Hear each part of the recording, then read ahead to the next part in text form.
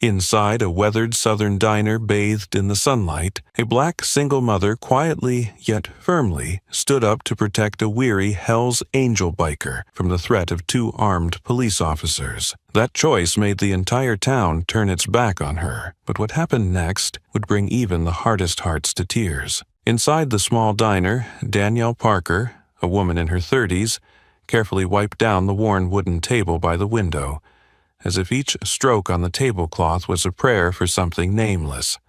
Hope, or at least for today not to be too bad. Danielle was a single mother, not the type often glorified on social media with latte coffee and a bright smile. She was the real kind, the one who wakes up at 4 a.m. every day, cleaning, cooking, and weighing every penny in the cash register to scrape together money for medicine for her father, Eli Parker, who had been paralyzed after a stroke 2 years ago. Sometimes, while filling the coffee pot, she'd think about the unpaid bills hanging over her head like rocks. Her 8-year-old son, Caleb, was still asleep in the small room behind the kitchen, where a rickety wooden bed was covered with an old quilt Danielle had sewn herself last year with a map of the United States on it. She had never let him go hungry or without love, but she knew he could feel the tension in the air. The way Caleb would ask, "Mom, do we have enough money for the electricity today?" in a whisper, as if afraid to awaken the monsters of reality. Millstone used to be the place where her father, Eli, was known as the best cookie baker in the South. Parker's Diner once served factory workers, truck drivers, and local politicians. The town used to live, breathe, and be full of laughter and music. But then the textile factory closed. Small shops shut down. The new highway cut through town without stopping. Layers of dust collected on broken windows, as if the town had been forgotten, and those who survived here clung to memories and stubborn pride. Danielle didn't leave when everyone else chose to. Not because she lacked opportunities, but because she couldn't. Not with her father bedridden, not with Caleb still in 3rd grade, and certainly not with the pride that was woven into every brick of the diner her father had built with his own hands. This morning, like every morning, Danielle opened the ledger and diligently calculated. She counted each bill, each material cost, every penny in the tip jar, then paused long at the last line, the electricity bill, overdue by 19 days. Deep inside there was a weariness to her bones, but her eyes still shone bright. The eyes of someone who had once faced premature birth alone, placed her mother's body in a coffin, then quietly returned to wash dishes in the kitchen because no one else was there to take the shift. She took a deep breath, tucked her hastily tied hair behind her ear, and looked out the window. The sky was overcast, a heavy morning like every other morning, but today, she didn't know yet that this day would change everything.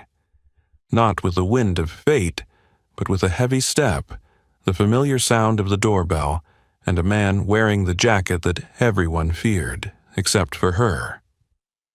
The bell at Parker's Diner rang sharply, slicing through Danielle's thoughts like a blade cutting through the thick silence of the early morning. She instinctively looked up, and time seemed to stop for a moment. The man entering carried the weight of a storm. Tall, broad-shouldered, his worn black leather jacket covered in creases and scratches, as if he had just stepped out from a journey full of dust and turmoil. His salt and pepper hair hung loosely over his ears, his unruly beard making him look even more menacing. But what froze the entire space was the infamous symbol on the back of his jacket, a skull clutching a sickle, with the words, "Hell's Angels, Georgia Chapter," in blood-red letters underneath. For a few seconds, the cozy atmosphere of the diner turned into something taut, like a stretched wire. The 3 customers present, old Tommy Jefferson sitting by the window, the young couple Rick and Donna eating pastries, went silent. Tommy paused mid-spoonful. Rick put his coffee cup down with a loud clink, and Donna gripped her husband's hand tightly. Danielle didn't move. She simply observed the man's every heavy step as he walked in, the sound of his boots hitting the old tile floor echoing like a drumbeat signaling impending trouble. The man didn't look around. He went straight to the chair closest to the counter, choosing the farthest spot from the others. His broad shoulders hunched, his body hunched as though trying to hide his intimidating figure. That posture, to Danielle, wasn't a threat. It was exhaustion. She walked toward him with the old plastic menu, her hands hidden under her apron, wiping the sweat off surreptitiously. As she drew nearer, she noticed his large, calloused hands were trembling slightly. A thin medical bracelet poked out from his sleeve. Too fragile for such a massive man. And his eyes. Those eyes were the thing that made her freeze. Light blue. Weary. Red-rimmed as if he hadn't slept for many nights. But there was no anger or threat in them, only emptiness. The eyes of a man who had once lived with hope and was now trying to hold on to the last ashes of it. Danielle softened her voice. "Welcome to Parker's Diner. Today's special is Southern fried beef with mashed potatoes. If you need something quick, I have egg biscuits and coffee ready." The man nodded slightly, his voice gravelly like a wheel grinding stone. "Coffee. Black, as quick as you can. I've been driving since before dawn." Danielle poured the coffee, setting it down in front of him. When he reached for the cup, his hand shook so badly that the liquid almost spilled over. Danielle noticed the faint initials on his wrist. W.C. Mede.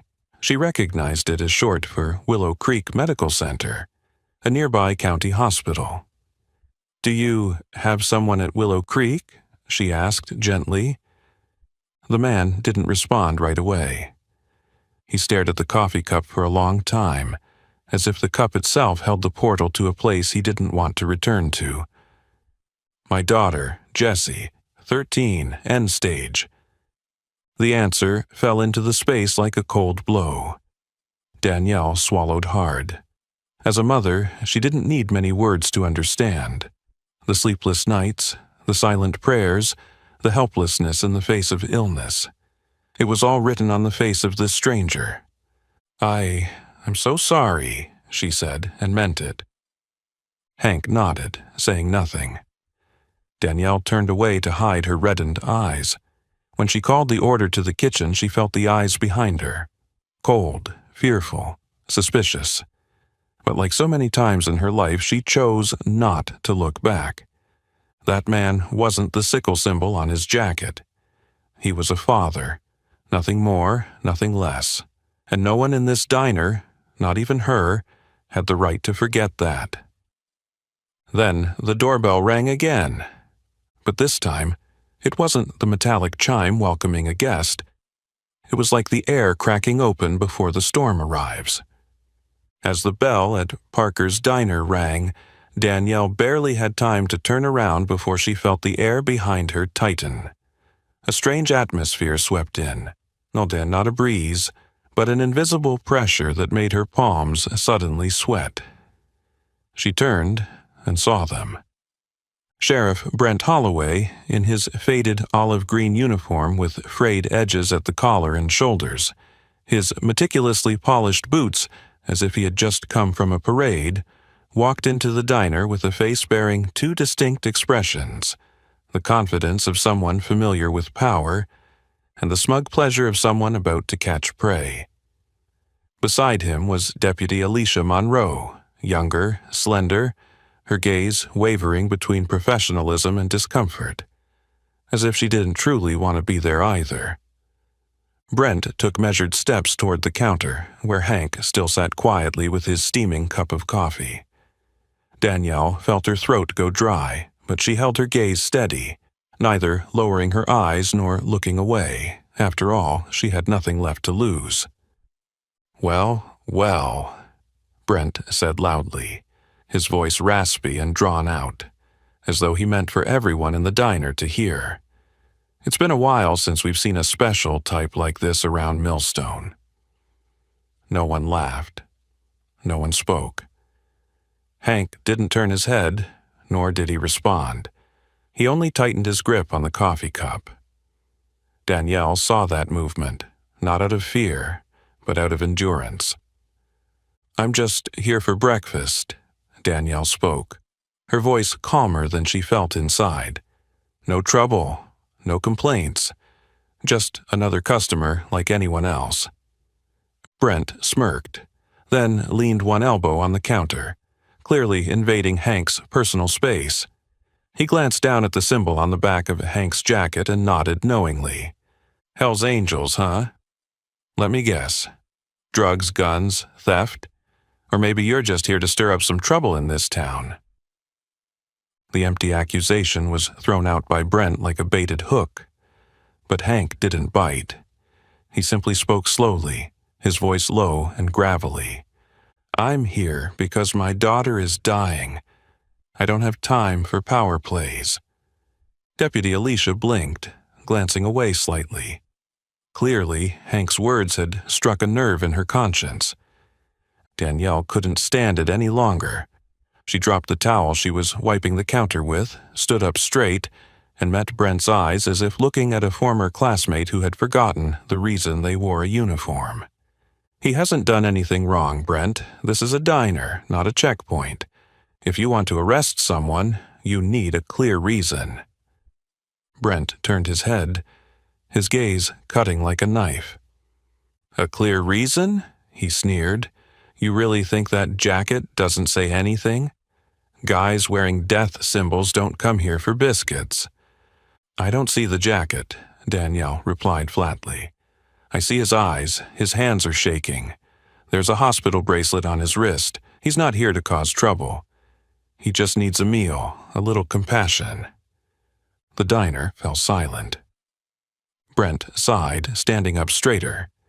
His eyes scanned the remaining customers, as if to remind them that anyone who sided with Danielle would be marked. He threw one last line.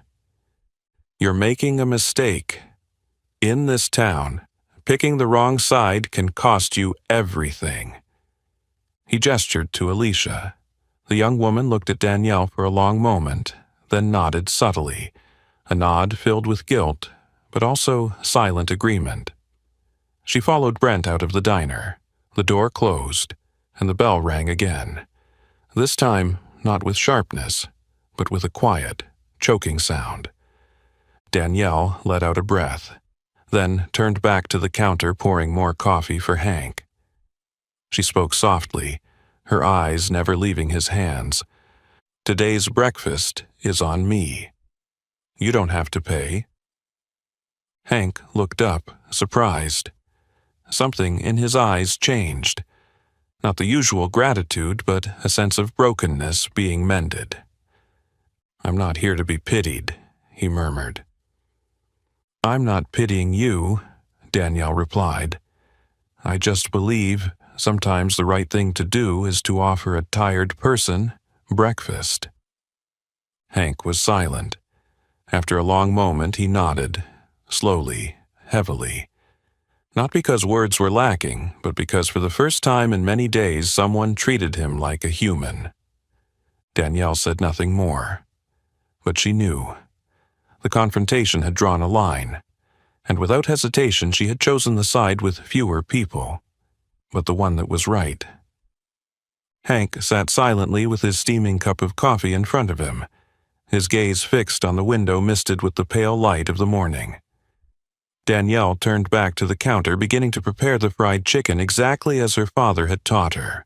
Not too hot oil, not too thick meat, and the breadcrumbs must be mixed by hand. The aroma began to fill the air, but instead of drawing a comforting feeling, it was abruptly cut off by the sound of the door opening again. Without looking, the whole diner knew who had just entered.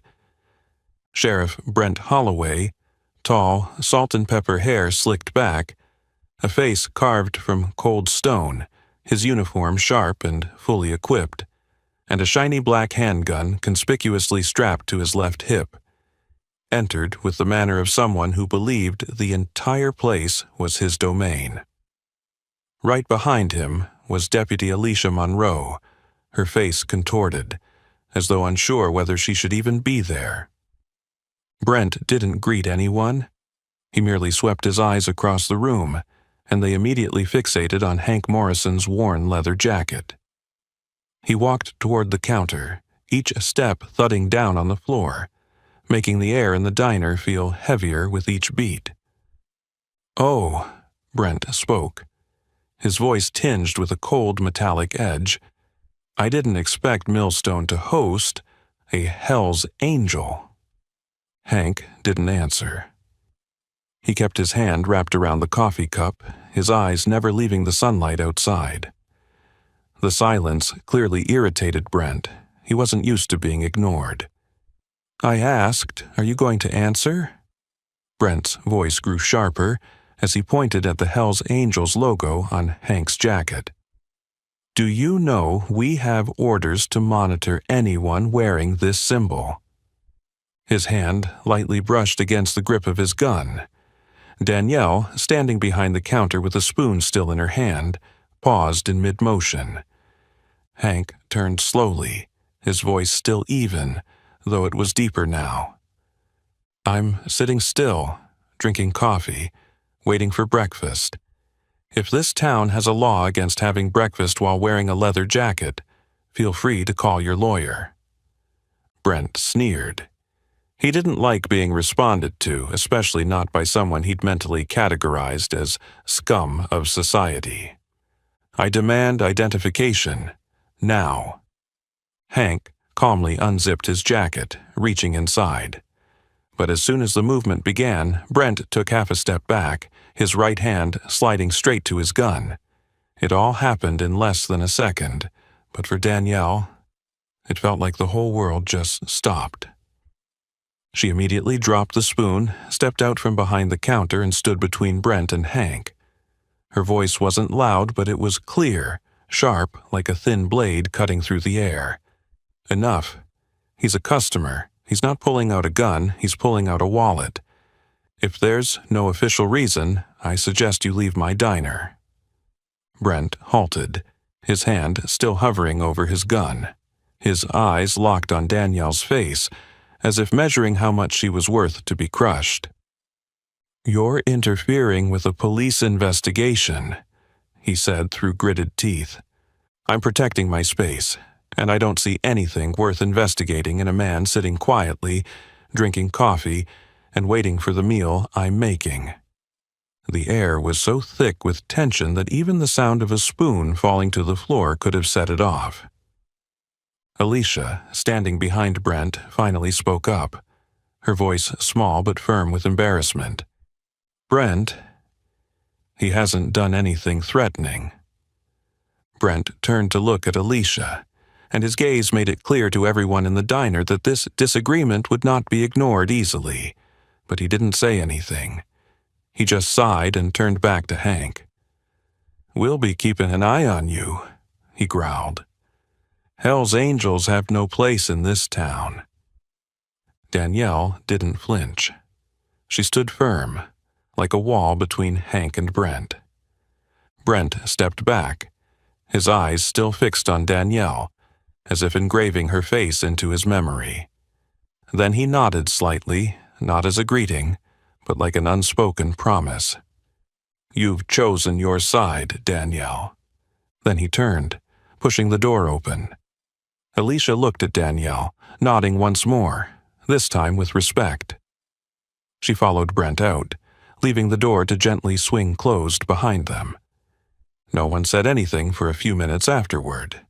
There was no need to. Everyone knew what had just happened, and what was coming next. Danielle returned to the counter, picked up the spoon for the sauce, and continued her unfinished task.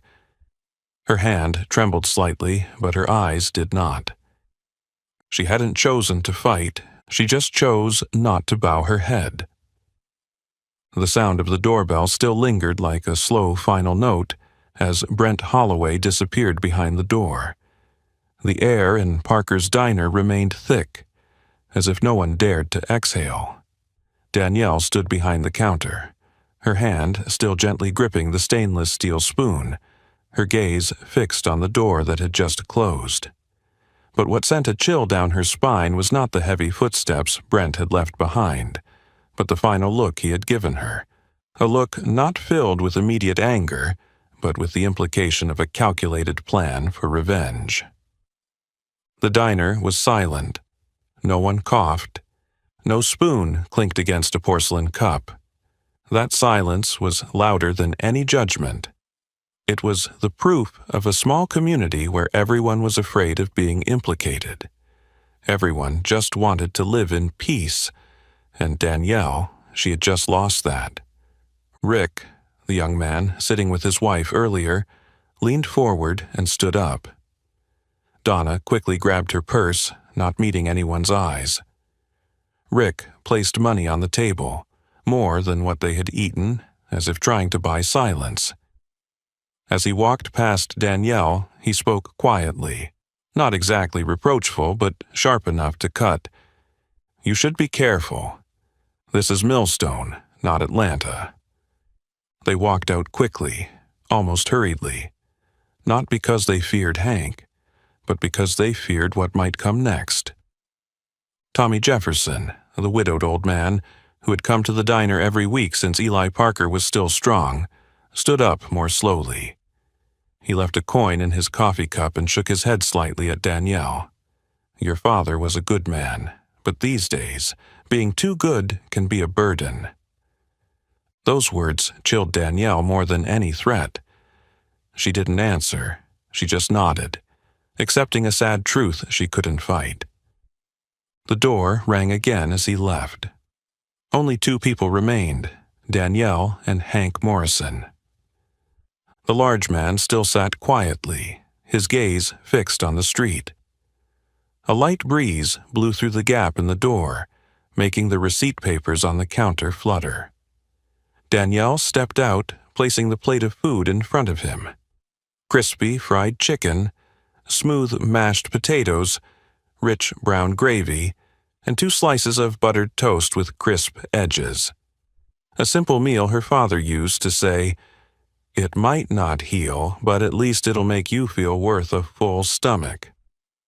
"No need for many words," Danielle said, her voice soft but firm.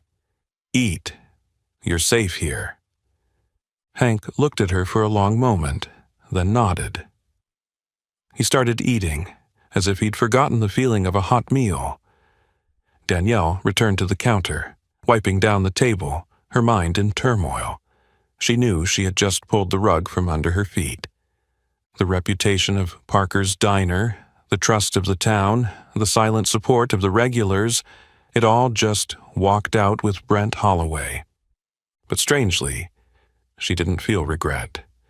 Inside, Danielle felt an unusual calm, as if she had just let go of an umbrella in the storm to stand tall in the rain. No more avoidance, no more trying to please everyone. Just one right choice, even though she would have to pay the price. Hank finished his meal. When he stood up, Danielle was about to say something, but Hank just pulled out a crumpled $20 bill from his wallet and placed it next to the plate. He looked at her with eyes that were warm, yet weary. "Thank you for seeing me. Not the jacket I wear." Danielle smiled faintly, but in her heart she knew that "thank you" was genuine. And for someone who had been ignored by the world, just being seen was a miracle. Hank donned his leather jacket, adjusted his hat, and walked to the door. Before leaving, he turned back. "If tomorrow you find it troublesome, I won't come back, but Jessie, she needs me, and now I know I need someone to believe in me." Then he walked out, leaving behind a strange void, quiet, unassuming, but heavier than silence, a feeling that something was beginning to move. Danielle took the money, placed the $20 into the cash register, then silently took off her apron. She hung it on the hook and stood for a long moment, looking at the diner's old logo, the faded Parker's Diner, since 1973, where the paint had almost entirely worn away. She knew, since this morning, the diner was no longer just serving coffee and breakfast. It had just chosen a side. And the one leading that side was her. That night, Danielle Parker drifted off to sleep on the old wooden chair behind the counter, her head resting on her shoulder, a thin blanket wrapped around her waist, and the soft yellow glow from the kitchen casting the last warmth of a long day. Though her body was exhausted, she still felt the lingering sense that she had crossed a line, thin as a thread, but sharply dividing right from comfortable. But what she hadn't anticipated was that the price for crossing that line would come swiftly, and colder than she had ever imagined. The next morning, Danielle went to open the diner as usual, but before she could insert the key into the lock, her eyes suddenly froze. A grayish sign was stuck to the window with rough, jagged red paint that looked like blood. No bikers. No troublemakers. Her hand stilled midair. Her heart felt like it was being gripped by someone. The writing was large, messy, and blatantly hostile. A declaration of war directed right at her. No signature. She knew who left it, and she knew this was no joke. Silently, she peeled the sign off the glass, folded it in half, then again, until the red paint soaked through her hands. She said nothing. No shouting, no anger, but deep in Danielle's eyes something shifted, like dry earth cracking before the first rainfall. The entire morning passed in silence. Not the usual quiet from a lack of customers, but a deliberate emptiness. The regulars who had come every morning, old Joe Larkin with his grandson, Mrs. Miller with her black umbrella, had suddenly vanished, as though they had never existed. In their place were furtive glances from across the street, shadows behind curtains, windows shutting when Danielle walked by. The town didn't need to say anything. Its silence was enough to pass judgment. By noon, a post appeared on Danielle's phone from the Millstone Town social media app, where everything from missing dogs to church events was updated. Owner of Parker's Diner admits to harboring a criminal biker. Who still cares about Millstone's safety? Betrayal entre unsafe. Beneath the post was a photo taken from behind Hank, sitting in the diner, and Danielle placing coffee in front of him. The angle was enough to clearly show the Hell's Angels logo, enough to turn everything into evidence of an accusation, even though there was nothing wrong in the photo. The comments started to flare up like dry grass in the summer. She clearly knew who he was and still let him in? The biker was arrested in Tennessee, and now he's here in Millstone. She's protecting criminals. Parker's Diner is now a hangout for lawless drifters. Danielle didn't respond, didn't delete the post, didn't clarify because she knew they didn't care about the truth. They needed someone to hate, and today that someone was her. In the afternoon, when Caleb came home from school, he hesitantly tugged at his mother's shirt and whispered, "Mom, my teacher asked why you're hanging out with bad people." Danielle froze. Her eyes didn't leave the hand she was wiping the counter with, but her heart felt as if someone had plunged their hand straight into her chest. She had never allowed her troubles to affect Caleb, but this time, everything was beyond control. "Did you say anything?" she asked, trying to keep her voice steady. "I just said, he's the saddest dad I've ever seen." Danielle gently bent down and hugged her son tightly. Not because he needed it, but because she needed something still warm, something real. As evening fell, Parker's Diner was still as empty as it had been in the morning. Danielle sat alone by the window, the last rays of sunlight casting a soft glow on her cheek, as if trying to comfort her. She opened her phone, scrolling through unanswered messages from suppliers. They reported delays due to public backlash. Some others said they were pausing cooperation to assess the situation. She understood what that meant. The people who had once shaken her hand were now turning away because they too feared being targeted by Brent. She was the only one still standing. That night, as she closed up, Danielle saw something shoved under the door.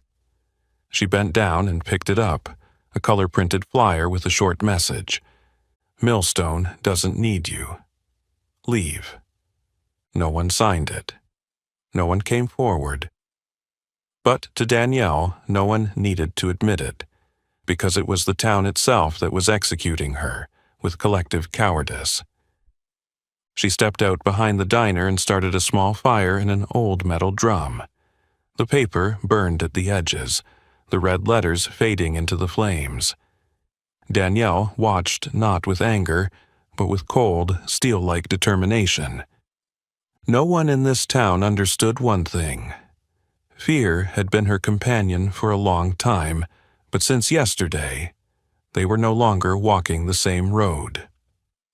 The last embers in the metal drum behind the diner slowly faded, leaving Danielle with an emptiness that could not be filled by silence. Night fell over Millstone, heavy like a dark velvet curtain covering a stage awaiting its final act, but Danielle knew this story was far from over. She locked the diner's door and told Caleb to stay at the neighbor's house, Mrs. Lorraine, the kind widow who occasionally helped look after the boy.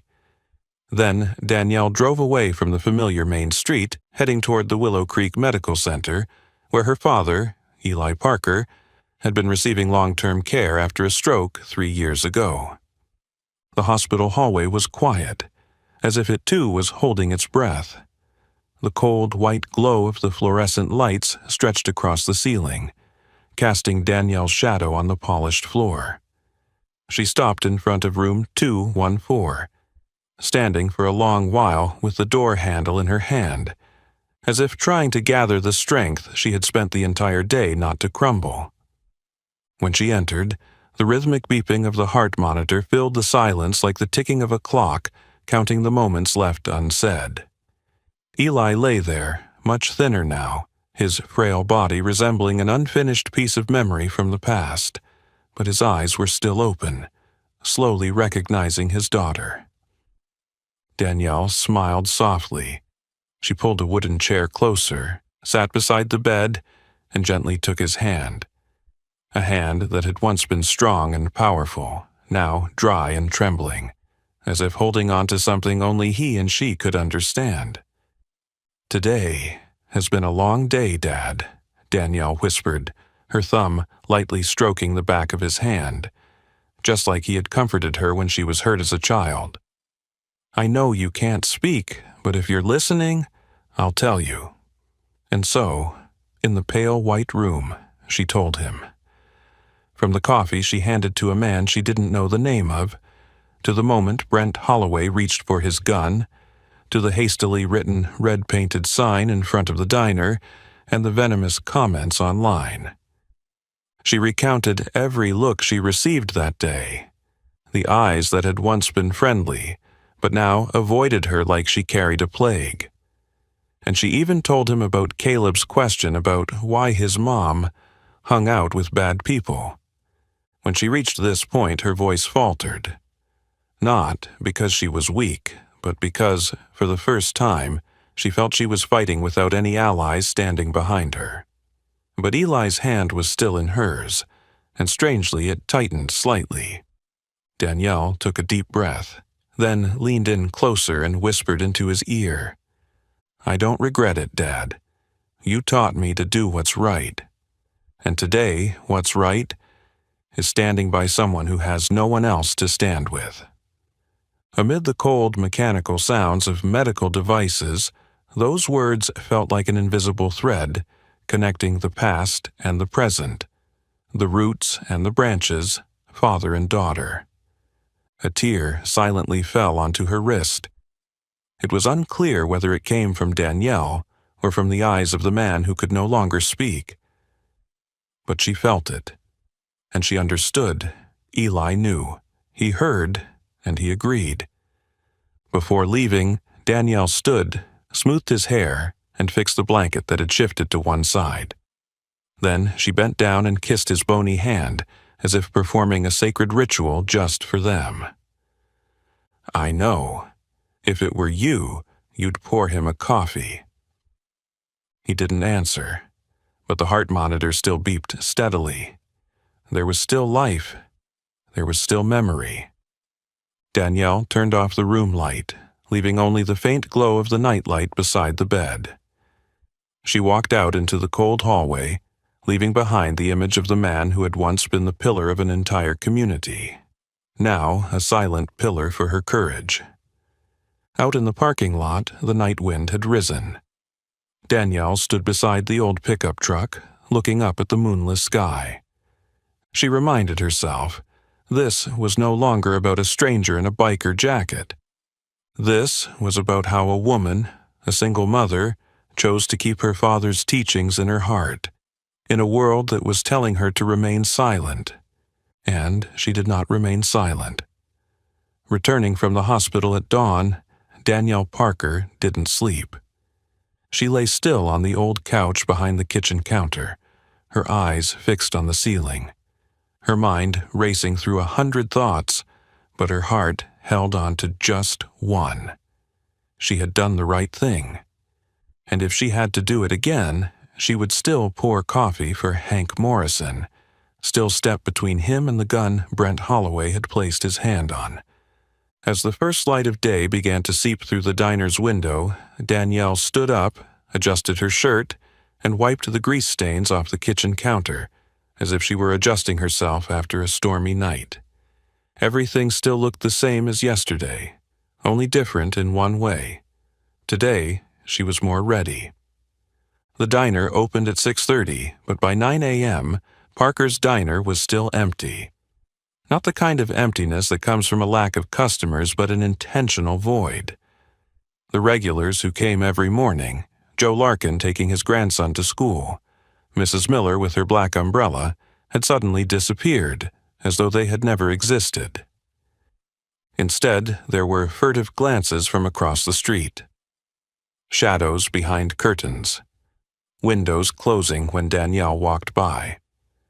The town didn't need to say anything. Its silence was enough to pass judgment. By noon, a post appeared on Danielle's phone from the Millstone Town social media app, where everything from missing dogs to church events was updated. The owner of Parker's Diner is harboring a criminal biker who still cares about the safety of Millstone. Betrayal. Unsafe. Below the post was a candid photo taken from behind Hank, sitting in the diner, and Danielle placing coffee in front of him.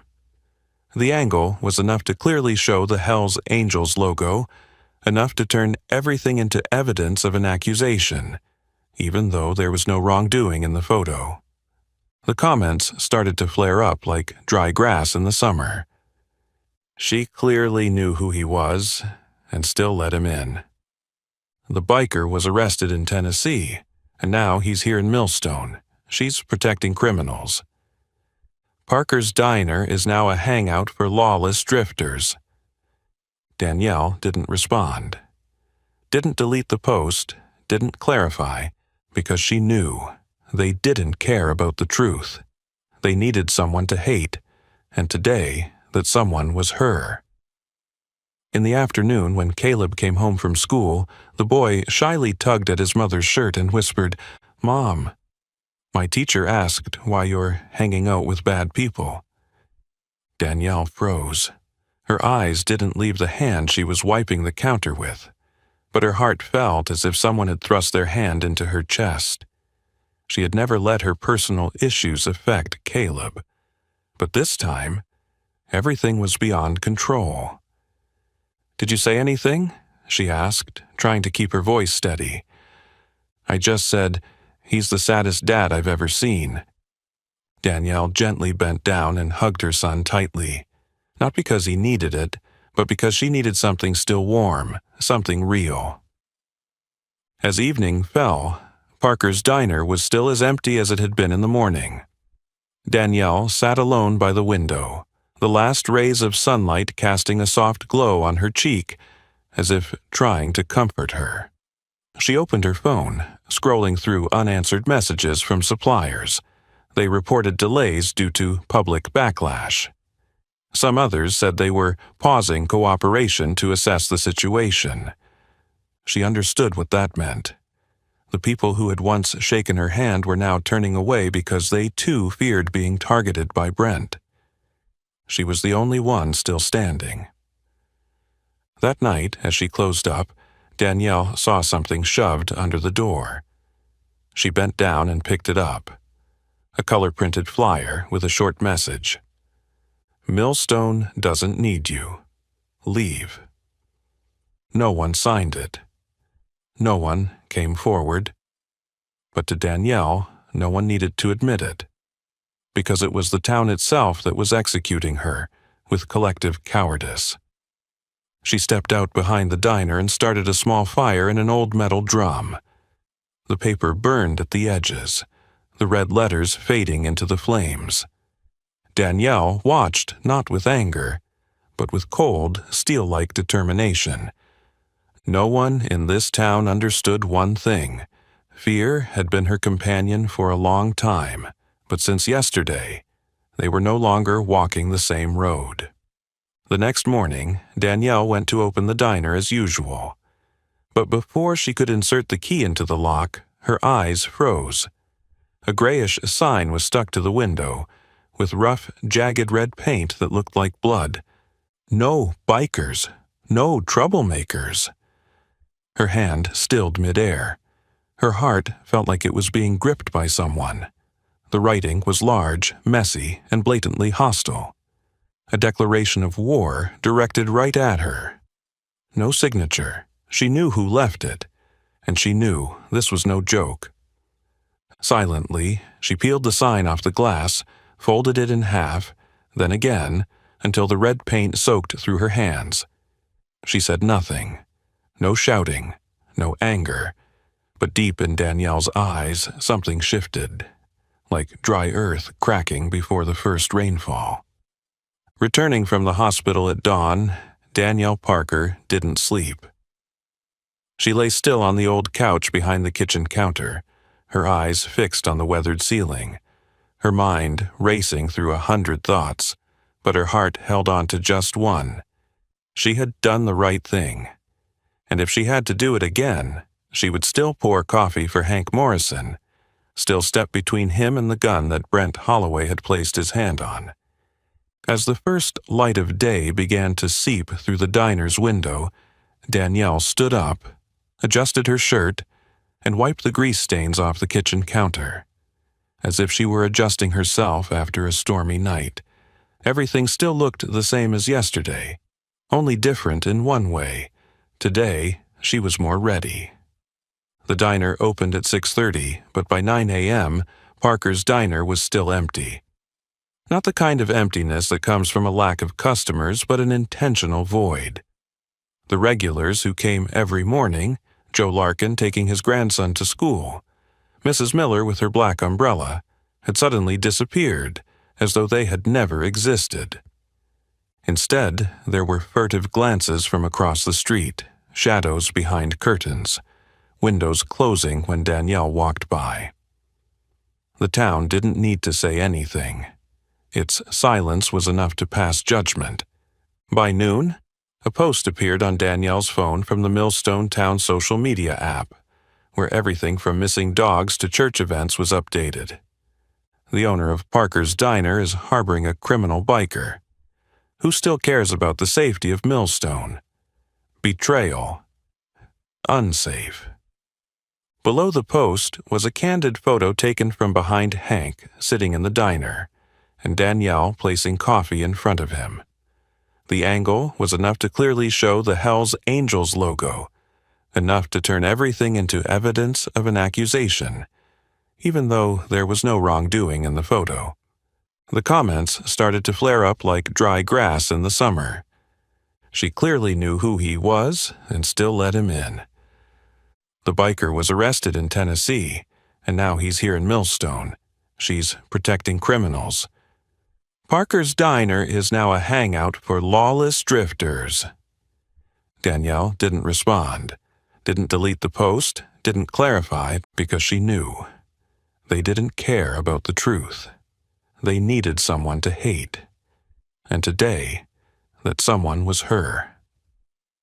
In the afternoon, when Caleb came home from school, the boy shyly tugged at his mother's shirt and whispered, "Mom, my teacher asked why you're hanging out with bad people." Danielle froze. Her eyes didn't leave the hand she was wiping the counter with, but her heart felt as if someone had thrust their hand into her chest. She had never let her personal issues affect Caleb, but this time, everything was beyond control. "Did you say anything?" she asked, trying to keep her voice steady. "I just said, he's the saddest dad I've ever seen." Danielle gently bent down and hugged her son tightly. Not because he needed it, but because she needed something still warm, something real. As evening fell, Parker's Diner was still as empty as it had been in the morning. Danielle sat alone by the window, the last rays of sunlight casting a soft glow on her cheek, as if trying to comfort her. She opened her phone, scrolling through unanswered messages from suppliers. They reported delays due to public backlash. Some others said they were pausing cooperation to assess the situation. She understood what that meant. The people who had once shaken her hand were now turning away because they too feared being targeted by Brent. She was the only one still standing. That night, as she closed up, Danielle saw something shoved under the door. She bent down and picked it up, a color-printed flyer with a short message. "Millstone doesn't need you. Leave." No one signed it. No one came forward. But to Danielle, no one needed to admit it, because it was the town itself that was executing her, with collective cowardice. She stepped out behind the diner and started a small fire in an old metal drum. The paper burned at the edges, the red letters fading into the flames. Danielle watched, not with anger, but with cold, steel-like determination. No one in this town understood one thing. Fear had been her companion for a long time, but since yesterday, they were no longer walking the same road. The next morning, Danielle went to open the diner as usual. But before she could insert the key into the lock, her eyes froze. A grayish sign was stuck to the window, with rough, jagged red paint that looked like blood. No bikers, no troublemakers. Her hand stilled midair. Her heart felt like it was being gripped by someone. The writing was large, messy, and blatantly hostile. A declaration of war directed right at her. No signature. She knew who left it, and she knew this was no joke. Silently, she peeled the sign off the glass, folded it in half, then again, until the red paint soaked through her hands. She said nothing. No shouting, no anger. But deep in Danielle's eyes something shifted, like dry earth cracking before the first rainfall. Then, an hour later, Millstone began to shake. Not from an earthquake, but from the roar. A sound not from nature, not like the usual rumble of trucks. It had rhythm, it had layers, it had a drumbeat like an army marching in. Danielle was pouring coffee, her hand pausing mid-air. The cups on the shelf vibrated slightly. A long vroom echoed from a distance, reverberating through the main street like thunder rolling over the ground. She stepped outside, opened the glass door, and saw something Millstone had never witnessed in over 100 years. From both ends of Main Street, small black dots gradually turned into gleaming metallic shapes, then into people. Bikers in leather jackets, flags, and logos from various Hells Angels chapters, from neighboring states like Alabama, Mississippi, and even Carolina. Almost 200 of them, each one like a cog in a massive machine. Every motorcycle stopped in perfect synchronization, forming a straight line. No one spoke, no one broke rank, no one acted impulsively. But it was the orderliness that made the townspeople more afraid than the roar. People spilled out onto the street. From the barber shop porch to the old pharmacy balcony, people gaped down at the street covered in leather, gasoline, and disciplined silence. Mrs. Miller pulled back her window curtain, leaving only her eyes visible. The Jones kids sat on the front steps, breathless, watching the crowd pour in like a flood. And it all stopped in front of Parker's Diner. Danielle stepped onto the stoop, standing tall. Inside, she wasn't afraid, but deeply amazed, as if seeing a storm choose her as its epicenter. One man stepped out from the front row. Tall, wearing a plain black jacket, a shaved head, a white beard, and a voice as deep as coal, shaped into words. "You're Danielle Parker?" "Yes," Danielle replied without hesitation. The man nodded. "I'm Marcus Turner, president of the Grim Reapers, Riverside chapter." She didn't immediately react. Hank had mentioned the name before, but she hadn't expected to meet him today, and in this near-legendary circumstance. Marcus extended his hand, gloved fingers thick and warm. "You gave my brother, Hank, something no one here dared give: respect." Danielle shook his hand, and for the first time in many days she didn't feel like the smallest person in the room. Marcus turned back, signaling. Immediately, the entire convoy cut their engines, leaving a silence that was louder than the roar. Then, one by one, they dismounted. They weren't noisy, they weren't shouting. They simply walked, slow, orderly, heading toward Parker's Diner like pilgrims to a sacred ground.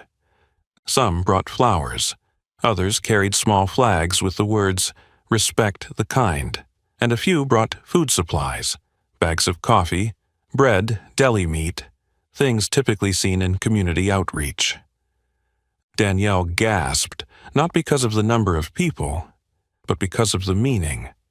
She turned to Marcus and asked softly, "All of this, for a meal?" Marcus smiled, a cracked but strong smile. "No, Miss Parker, for an attitude, for the way you stood up for someone the whole town was willing to reject. In our world, anyone who stands alone for what's right won't stand alone for long." From across the street, Brent Holloway appeared, standing at a distance, still in his police uniform, arms crossed, his eyes narrowed as if trying to pierce through every leather jacket in front of him. But this time, no one in the crowd feared him, and he knew it. Alicia Monroe followed, her eyes different, no longer hesitant, but quietly respectful. Danielle stepped one step onto the stoop, then spoke, her voice loud but not harsh. "I don't know what to prepare for 200 people, but if you don't mind, I can start frying eggs." Laughter erupted. Not loud, not aggressive, but deep, full, and real. The crowd of bikers clapped, patted each other on the back, and began filling up Parker's Diner, a place now both a dining hall and a front line.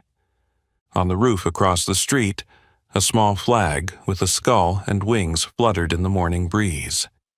And in this town that had once been as silent as a cemetery, for the first time in many years, the sound of faith was returning. After the raucous laughter and thunderous handshakes full of camaraderie, Marcus Turner turned to Danielle, tilting his head toward the open door, greeting the early sunlight and the strong breeze from Main Street. "A small truck will be here in a few minutes. Don't worry. We're not here to eat for free. Roy and Linda called all your suppliers yesterday. All the costs for today have already been paid in advance." Danielle froze. Not because of the money. She hadn't even imagined how much it would cost to serve over 200 people, but because of how everything had been arranged so perfectly, so quietly. No one was bragging. No one was demanding. It was simply support, as if gratitude itself could be organized and disciplined. Just then, the sound of a truck horn came from behind the diner. Danielle ran around to the back door and saw two small trucks reversing into the parking lot, their truck beds opening to reveal eggs, bacon, sausages, whole loaves of bread, premium coffee beans, cooking oil, fresh vegetables, and even a crate of packaged pastries. 3 burly bikers were already in the back, jumping into the truck beds, passing crates down, one even wearing a white chef's hat and gloves, asking the diner's old head cook, "How many ovens of eggs do you need at once?" Danielle laughed, the first time in days without the bitter taste of exhaustion. She turned around, waving to the friends she had once thought had turned their backs. Mrs. Lorraine from next door arrived, carrying Caleb, wearing her old apron. Will from the church also came by, bringing 5 young volunteers. No one asked, "What's going on?" They just got to work. They came because they saw the lights on in the diner, and something inside told them today was the time to stand together. Inside Parker's diner, the unimaginable started to happen. A biker with a beard and patched-up leather jacket was playing chess with Mrs. Harriet Dawson, the elderly woman who had once opposed letting those bikers into the town. Both were focused, heads bowed over the chessboard, while Mrs. Harriet grumbled, "You move there. I've got you in check, you bearded man." The biker burst out laughing. "Then take my bike while you're at it, ma'am." At another table, a girl with pink hair, wearing black glasses and tattoos covering both arms, was showing Caleb how to build a model motorcycle out of paper and straws. The boy's eyes were wide, his mouth open as if he had just found the real-life version of a superhero. "You've ridden through the Appalachian Range?" the girl asked, "across 3 states without stopping. Were you scared?" Caleb asked softly. The girl tilted her head, a brief but gentle smile. "Yes, but being scared doesn't mean you stop." Danielle watched this from behind the counter, her heart tightening, but not from worry, but from emotion. Brent Holloway was still standing across the street, arms crossed, his eyes glinting with barely concealed displeasure. From his position, the diner he had once threatened was transforming into a place he couldn't control. Deputy Alicia Monroe, walking behind him, looked at the packed diner, then turned to Brent, her gaze no longer conflicted but clearer than ever. She turned on her heel, crossed the street, pushed open the door of Parker's diner, and entered like a guest rather than a subordinate. Danielle looked up, and the two women's eyes met. No words were spoken. Danielle poured a cup of coffee, placed it on the counter and nodded. Alicia took the cup, sat down. No words needed. But the gesture resonated louder than any statement. Today, people were choosing sides. Outside, along the entire street, the townspeople began to step out of their doorways, some crossing the street, some standing still. No one threw stones, no one shouted. But their gazes started to change. From horror to curiosity, then suspicion, and finally consideration. And then, the first ones crossed the street. Malik, Danielle's old schoolmate, his hair now streaked with gray, walked straight into the diner, glancing around at the black, white, and Latino bikers, then chuckling softly. "Still got any butter cookies, or should I just munch on tattoos?" Laughter erupted. Danielle tilted her head and pointed to the corner of the counter. "The usual spot, but now you'll have to share the table with someone who knows how to use a cleaver, not just a fork." Malik winked. "As long as she doesn't cut my benefits." Somehow, between a conservative town and a group of bikers branded as outlaws, something had shifted. Not by speeches, not by victories, but by a cup of coffee, a nod, and a place to sit together, Parker's Diner that morning wasn't just a diner, it was a statement. And Danielle, a black single mother shunned by the town, was the one who opened the first door for that. Laughter, the scent of hot food, and the sound of stories that seemed impossible to share all filled the air at Parker's Diner. Danielle stood behind the counter, still wiping a glass, but her mind was caught in an odd feeling, as if she were witnessing a dream, one she never dared to dream too big. The door to the diner opened again, not hurried, not loud, but every sound in the room immediately stopped. No one had to say anything.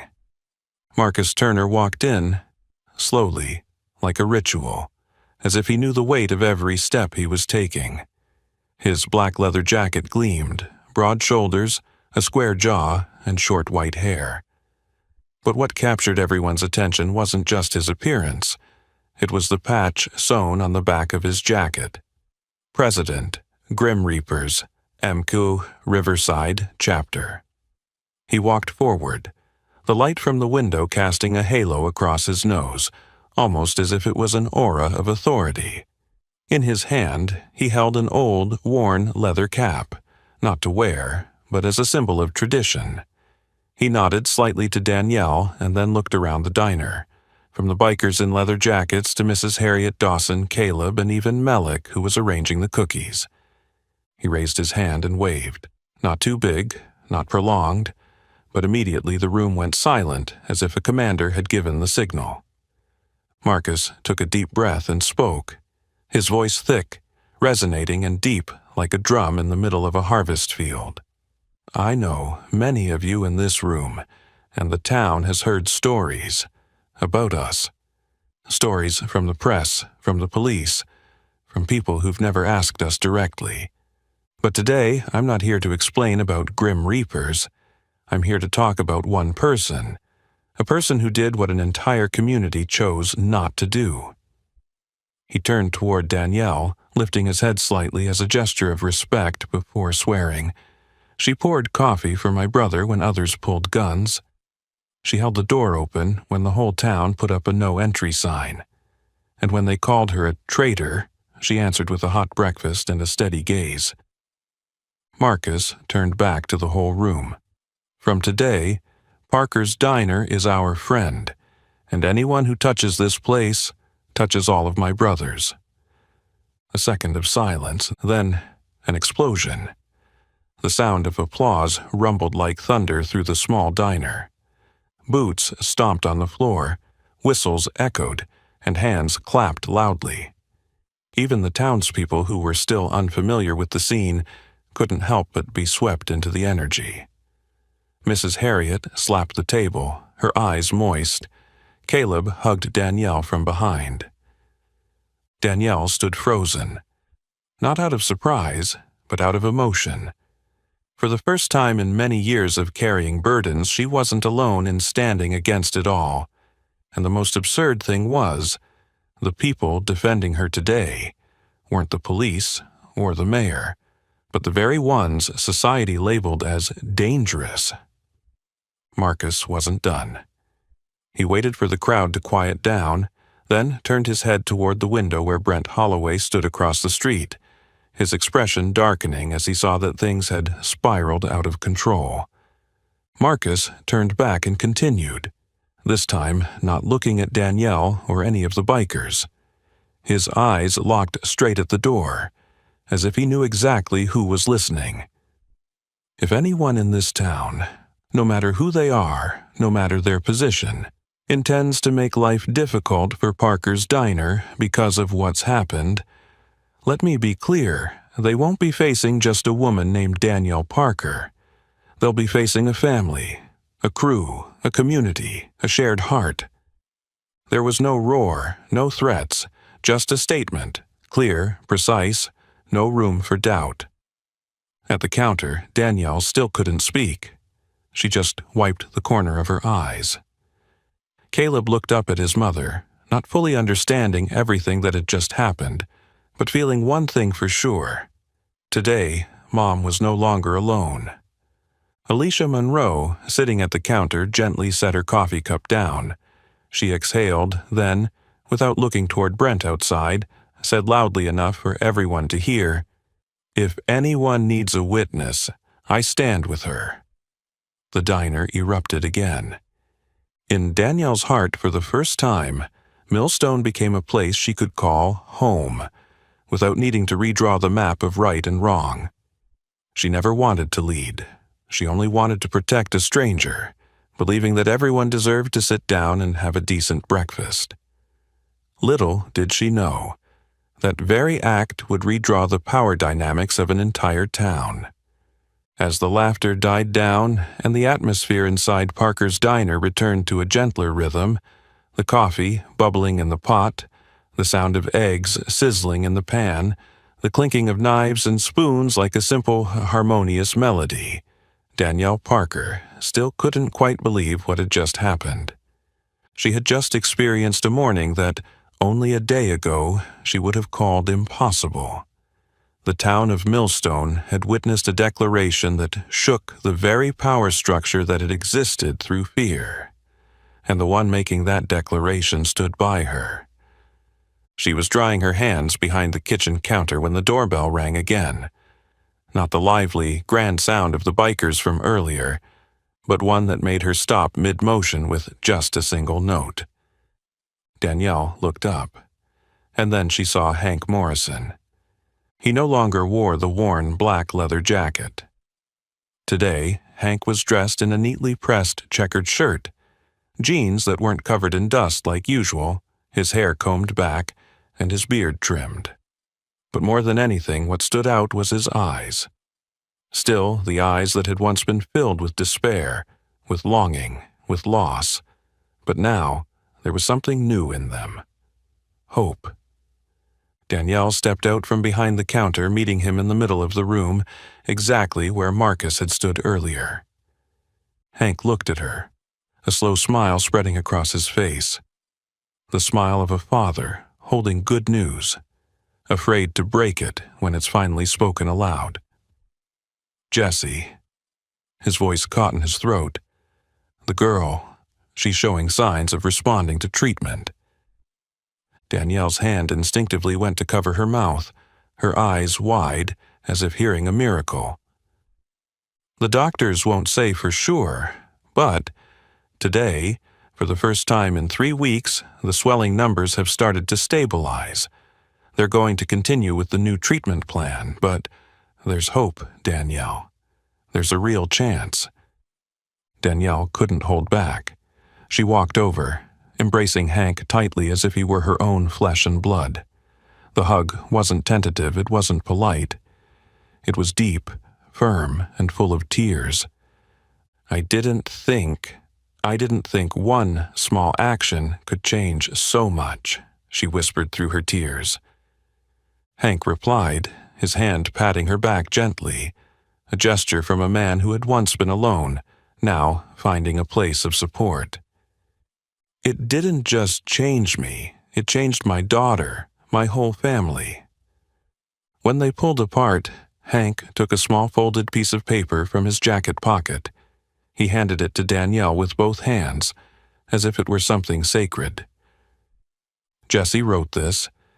She said she wanted to send it to you." Danielle unfolded it. The paper was off-white like school stationery. The handwriting was slightly shaky but clear and heartfelt. A message that pierced her heart. "I'm Jessie. I heard Dad talk about you. He said you didn't run away. You saw him as a person, not his jacket, not his past, not the way people look at him. I haven't met you, but I want to grow up to be someone like you." At the bottom was a crude drawing made with a ballpoint pen. A black woman, standing in the middle of a small diner, arms spread wide, with a line of motorcycles neatly lined up behind her. Danielle hugged the paper to her chest. She didn't say anything. She just nodded slowly, her tears falling silently, but her lips curved into a smile. At that moment, outside the window, Brent Holloway was still standing, quietly observing. But unlike before, this time his gaze was no longer cold and arrogant. It contained something that had never existed in his eyes before: confusion. He witnessed the little diner not being crushed, but growing with every passing minute, not because of money, but because of kindness, not with weapons, but with community. And he, who had once controlled this town through fear, was now becoming invisible among people who no longer bowed their heads. Inside the diner, Danielle folded the letter and placed it in the old wooden drawer next to the counter, right beside the photo of her father in his youth, wearing his military uniform. Between two generations, one a soldier who had gone to battle, and a young girl fighting for life, she stood in the middle, the invisible bridge connecting what needed to be preserved: dignity, trust, and resilience. She looked around the diner, where a white man in a biker jacket was teaching Mrs. Harriet to use a touch screen, where Alicia was playing puzzles with Caleb, where laughter, the smell of food, and the stories of lives collided without anyone being excluded. This was what she had dreamed of, but had never dared to believe it would become reality. As the soft evening light filtered through the window of Parker's diner, casting a warm golden streak across the old tiled floor, Danielle still held Jessie's handwritten letter close to her chest, as if afraid that if she let go, this beautiful moment would vanish. The scrawled drawing, the clumsy handwriting, and the image of the 13-year-old girl fighting hour by hour, all of it remained in her heart like a small candle burning brightly in a room that had once been dark. That was when Roy and Linda Morrison walked in again, quietly, without fanfare. Just two weathered, hardened, and once grieving souls, now bringing with them an unexpected gift. Linda gave Danielle a gentle hug, the kind of hug from a woman who has lost so much.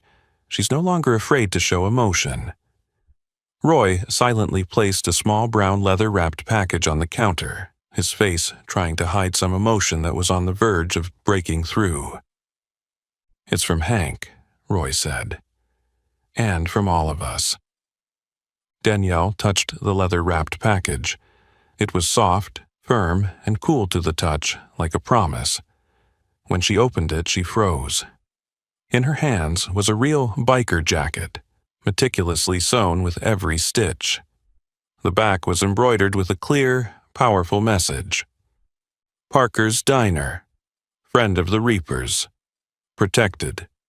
Below that was a smaller embroidered patch, shaped like a simple shield, with just one word: protected.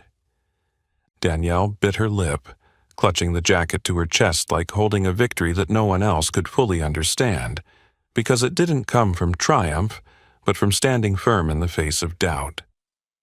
Linda took out a folded piece of paper from her pocket and handed it to Danielle with both hands, her expression serious, as if she were handing over a sacred relic. "Hank wrote this at midnight. He wants you to keep it." Danielle opened it. The handwriting was slanted and bold, some parts trembling, but every line was clear, like a voice speaking in the stillness of the night. "Danielle, thank you. Not for the coffee, not for the breakfast, but because you saw me, not the jacket, not the past, not what others say about me. You saw the father in me, and Jessie, she's smiling again. Today," she said, "I want to give her a hug. I hope for that day, but until then, I hope you keep this jacket as a promise that you'll never stand alone again. Hank Morrison." Danielle stood still, her hands trembling slightly. She folded the paper back up, pressed it against her heart, and whispered softly, "He doesn't know. I've always wished someone would say that to me." She turned toward the kitchen corner, where a photo of her father, Eli Parker, hung on the wall since the diner had opened. In the photo, he wore his old apron, smiling brightly next to the bakery oven, with the words, "Every loaf is a promise to the customer," written behind him. Next to that photo was a vacant hook, used only to hang the apron at the end of the day. Danielle lifted the biker jacket and carefully hung it up. When she let go, the jacket swayed gently, right next to the photo of her father and his faded apron. Two symbols, the past and the present, tradition and rebellion, bloodlines and new blood, now hung side by side, like a quiet but steadfast affirmation. Kindness has no fixed shape, and honor doesn't always come from the accepted uniforms. Linda gently squeezed Danielle's shoulder, whispering, "Hank says, if someday Jessie gets better, she wants to come here for butter cookies." Danielle laughed through her tears. "She'll have a whole batch baked fresh, with her name on each one." From outside, the evening light slanted through the large window frame, casting its glow across the leather jacket hanging on the wall, making the words "Friend of the Reapers" gleam with a bright silver flash. And in that light, Danielle realized something she had never dared to put into words. She hadn't just kept her father's diner going. She had turned it into something greater. A fortress with no walls, no soldiers, no guns, but invincible, because it was built on courage. The last rays of sunlight streamed through the windows of Parker's diner, casting slanted light onto the leather jacket hanging next to the picture of Eli Parker and the old apron. Three symbols, loyalty, family memory, and courage, silently told the story of a journey that even those involved never dared believe they had made. Danielle was wiping down the counter while gazing up at the fading light of the evening. The diner was now empty, but it wasn't the emptiness of isolation. It was the quiet of new beginnings. And then the doorbell rang. No one needed to look to know who had just entered. Brent Holloway, the sheriff of Millstone, no longer carried the aura of power he once wore like armor. Today, he wasn't accompanied by Deputy Alicia Monroe. No crisp uniform, no confident stride or heavy footsteps. Brent wore a faded gray shirt, old jeans, and a baseball cap pulled low, as if hiding something in his eyes. Danielle saw him the moment the door opened, but she didn't flinch, didn't step back, and didn't change her expression. She stood still behind the counter, still holding the steel coffee pot. Brent didn't say a word. He walked slowly toward the counter where the last empty seat was, the very spot where Hank Morrison had sat on the first day. No one in the diner looked up. No one whispered. No eyes turned toward him. But the atmosphere became thick, as if the whole room was holding its breath. Brent pulled out the chair and sat down. His hand rested on the table, not near his hip, the place where his gun used to be. Danielle walked over. She didn't ask, didn't greet, didn't offer a menu. She simply poured the coffee. The ceramic mug was placed down so gently that it made no sound. She turned away immediately and continued wiping the counter. No words passed between them, only the soft hum of the diner, the clinking of knives and forks, the stirring of spoons and cups, and the slow breaths of a town that had just learned to let go of its fear. Brent didn't look up. He just sat there, his hand wrapped around the coffee cup as if trying to hold on to the last bit of warmth left in his roll. Danielle didn't need to look at him to know. The man who had once controlled this town with silence was now drowning in that very silence. In that moment, no gunshots, no threats, no humiliation, was when power shifted, not from one person to another, but from fear to compassion. And the person truly holding the power in that moment was the black woman in an apron, holding a coffee pot and not bowing her head. Brent looked up, his eyes searching for some expression on Danielle's face, anger, reproach, or at least disdain. But all he saw was a silent pride. She didn't need to say she had won. She didn't need him to lose. She just needed him to realize arrogance no longer had a place here. A moment later, Brent placed a $5 bill on the counter and stood up. No one saw him off. No one looked after him. He left like a stranger, not the sheriff, not a person of power. Just a man walking out of a world he once thought he owned. Danielle stayed behind the counter. Her hand gripped the cloth lightly. Not out of tension, but because a very real emotion was rising. A cold sense of reassurance, like after a great storm, knowing she didn't have to scream to survive. She looked up at the leather jacket hanging on the wall. The embroidered word, "protected," glinted in the sunset light. No one needed to say anything more. Because now, everything was clear. Brent's false authority had been defeated by steadfastness, a cup of coffee, and uncompromising compassion. A few weeks later, Parker's Diner wasn't just busy, it had become a destination. It was no longer just a local diner where a few old men played chess and farmers ate meat pies. Now, it was a place of convergence for all. Bikers, pastors, college students, the elderly, single mothers, even those who had left Millstone because they felt they didn't belong. People from Atlanta drove 3 hours just to take pictures next to the Friend of the Reapers sign. A local newspaper called it the nicest diner in America. On social media, images of the leather jacket with the word "protected" next to Eli Parker's oil-stained apron spread like wildfire, accompanied by the hashtag, "Danielle did not flinch." And in the very place that had once been the heart of her isolation, it had now become a community of healing. Mrs. Harriet Dawson, who once clutched her purse tightly when Hank walked in, was now baking butter cookies twice a week, teaching 3 bikers how to pinch the edges of the cookies right. Pastor Andrews often sat at the back of the diner on Saturdays, sharing the Bible with a group of bikers clad in leather, tattoos covering both arms. They called it the Unexpected Angels Fellowship. The girl with pink hair taught Caleb how to paint motorcycle models and stitch leather, and the boy, once shy, now boldly declared in class, "My mom's not just a diner owner, she's the one who doesn't fear anyone." And Danielle, the single mother once shunned by the town, was now the living symbol of something once considered a luxury, the strength of community beginning with individual kindness. She still wore the old apron, still poured coffee, but every time she turned away, someone was watching. Not because she was doing something extraordinary, but because she did what was right when everyone else chose silence. When the press asked her the secret to changing the whole town, Danielle just smiled.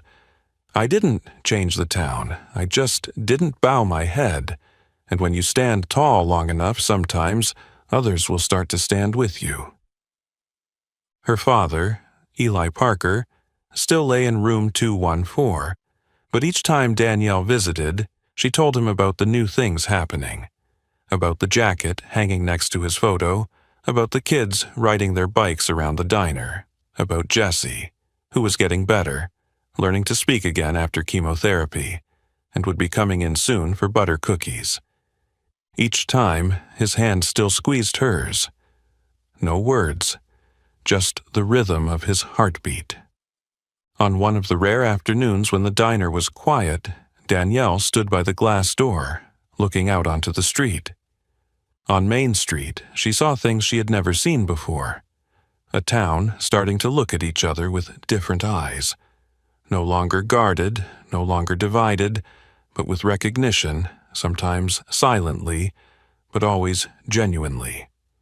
Millstone wasn't a paradise yet, but it was learning to rebuild. And at the heart of that journey wasn't the town hall, wasn't the police station, wasn't the big church. It was a small diner, with a black woman standing behind the counter, a single mother, a coffee pot, and a heart that didn't bow. And as the evening sunlight slanted through the window, casting its glow on the silver-embroidered words on the leather jacket hanging on the wall, "Protected," Danielle smiled. Because now she knew.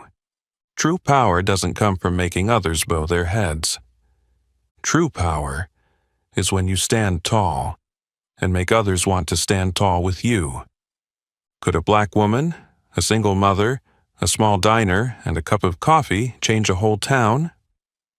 Danielle Parker proved, yes, it could.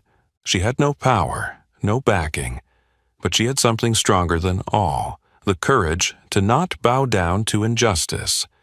And from one simple act of kindness in the storm of prejudice, she didn't just save a father, she healed an entire community. Parker's Diner was no longer just a diner. It had become a symbol of unwavering kindness. What do you think? If you were Danielle in that situation, would you have the courage to stand up, even if it meant standing alone? Leave your thoughts in the comments below. Don't forget to like, share this video if you believe in the power of compassion, and subscribe to the channel so you won't miss the next inspiring stories. Thank you for joining us. And remember, sometimes a cup of coffee can change the world.